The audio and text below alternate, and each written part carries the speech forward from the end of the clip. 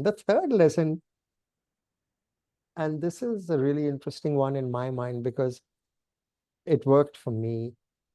Like I said to you earlier, Nandini, it was looked at quizzically. You know, Yeah. I still keep getting asked, you've done a certain something in life. Why are you still anchoring shows? Or you've done a certain something in life. Why are you still hosting stuff on radio? And I'm going, what has that to do with Anything. anything? Yeah. I enjoy anchoring. I will continue to. I enjoy Yeah. radio immensely. I will continue to. Till, Yeah. of course, they boot me out. चलो Uh, निकलो. yeah, chalo niklo. बस बहुत हो गया. Yeah, bahut ho gaya. Now we can't suffer you anymore. Yeah. Yeah. So, I mean, till such time, define that. So the takeout for me is, I think you need to define the terms that you want to live life on. Yeah. I'm assuming, of course, that that means and does no harm to the world around you. But define the terms you want to live life on and then live it. And then live it. I mean, it's not always easy, but you are living life on your terms. I always say to myself and to people around, if you do something you love, you end up loving what you do, and there's never a day at work. Yeah. Because I'm doing stuff that really kind of makes me happy. And how much joy is that? The proverbial Monday morning doesn't exist for me Yeah. because Monday morning brings a lot more fun, whether it is Yeah. radio, whether it is, delving into the entertainment system or Yeah. whatever it is. So believe in your thoughts, believe in your ideas, believe in yourself, and then of course, relentlessly pursue it. Hey, want to clarify that there are no free lunches. No. When you're doing stuff, you've got to put, a lot of effort into it, body and soul. The upside is that you enjoy doing it, Yeah. Yes. and that's a serious upside. So and there's, like I said, no free lunches. You've got to work hard, and more importantly than working hard, you've got to work smart. I mean, if you spend time thinking about what you're trying to achieve, what your objectives are, and you constantly kind of think about it, automatically, we're all gifted. We will learn how to do things more effectively, more efficiently, and Absolutely. we learn to work a lot more smarter Yes. than just harder. So, Yeah. like I said, lesson number 3 is define the terms you want to live life on, and then live it. You know, Yeah. Yeah. uh, uh, the fourth learning is something that I briefly dwelt on a little earlier in the chat, Nandini, and that is chasing positivity. I often get teased for overusing the the phrase, the glass is always half full, it's never half empty. Yeah. I love it for what it stands for and what it says, Yeah. because in every situation you can see the downside or you can see the half full, as I said. And if you focus on the half full, you're in a good place to actually fill the glass up completely, which means obviously by default, happy default, there won't be a half empty. Yeah. So you People don't focus. realize that energy flows where your attention goes. That's right. The energy flows where your attention goes, and the universe follows that. That's right. So, but we focus on what we don't want, and the universe follows that and gives us more of that. Right. Yeah, what you're A saying. lot of mental health or lack of mental health and stuff is driven by that. Yes, You yes. I know, tell all my clients that always, that change your spotlight. Just change your spotlight. It may be a terrible, like the Bible says, call things that are not as though they are. right. It's a fantastic, fantastic verse, lovely words. We have to keep focusing on the positive for ourselves. Yes. Yes. Do not let failures consume you. They say again, there is no success without failure. Yeah.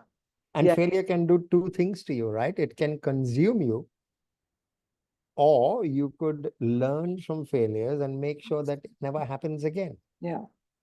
And again, that's focusing on the half full. Yeah. There's no such concept as everything's gonna be all right and everything's gonna work according to plan. I mean, I Absolutely. think life would be incredibly boring if that happened. Yeah. So So it's a question of actually not letting failures consume you, but rather use them as critical learnings in your pursuit of happiness. Yes. And, and I say happiness and not success because what truly defines success? I don't believe anyone has a finite formula. No. But, being happy, I think, is something that we can control for ourselves. It's here. Yeah. It's not defined by either the money you have or don't have, or stuff around you. No. So yeah, that's the fourth learning. The fifth learning, or the fifth lesson, really is be a student for life.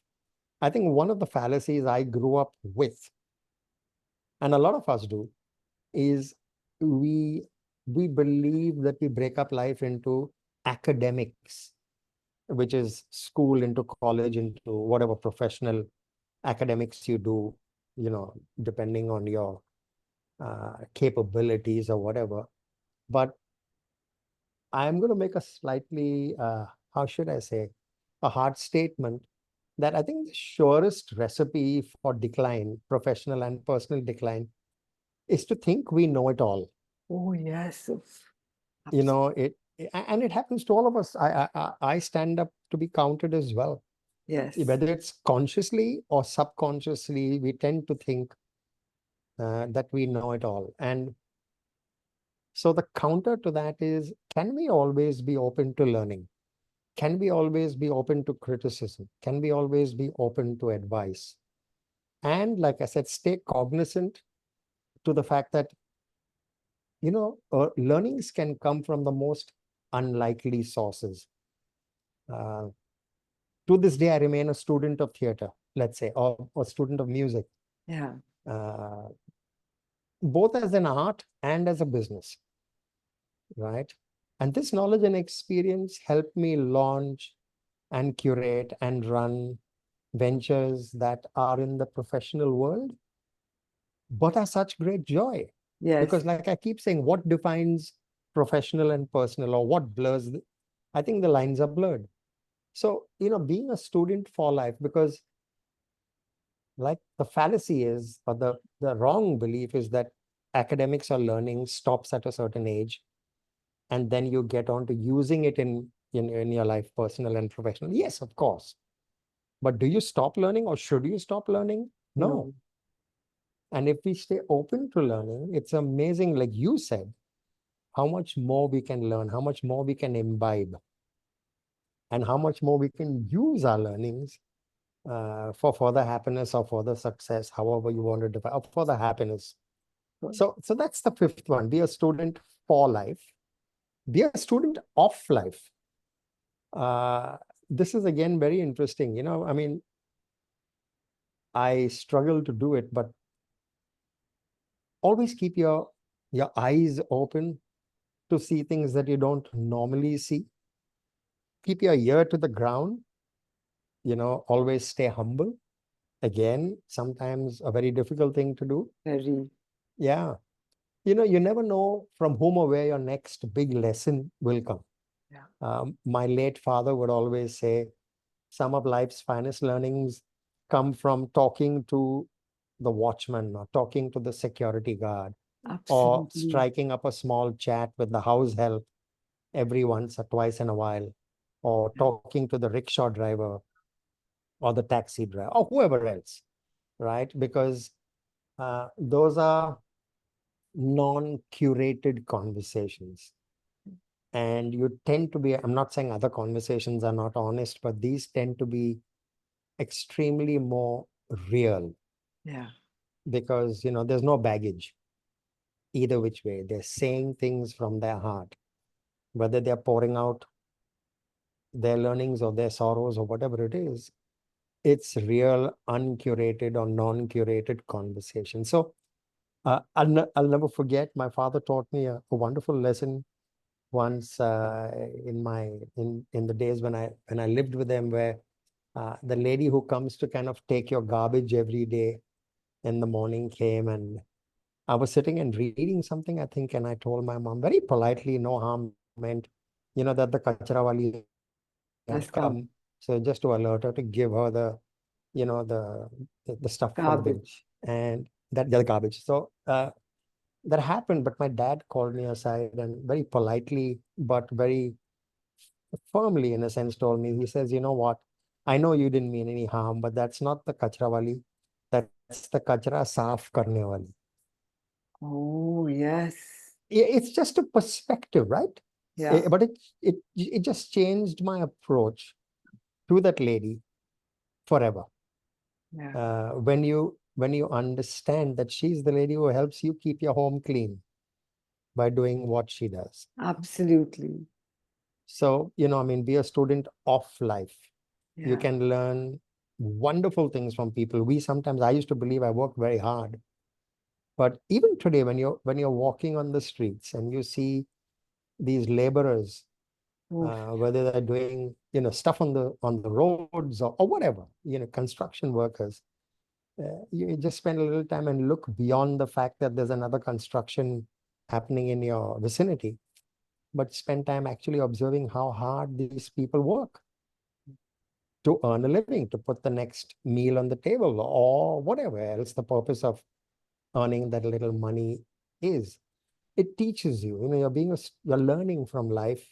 Uh, you're being a student of life. So the fifth lesson was student for life. The sixth lesson really is to be a student of Of life. life.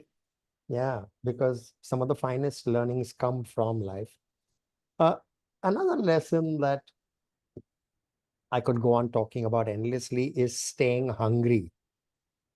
Uh, for me, it's never been about being in the right place at the right time.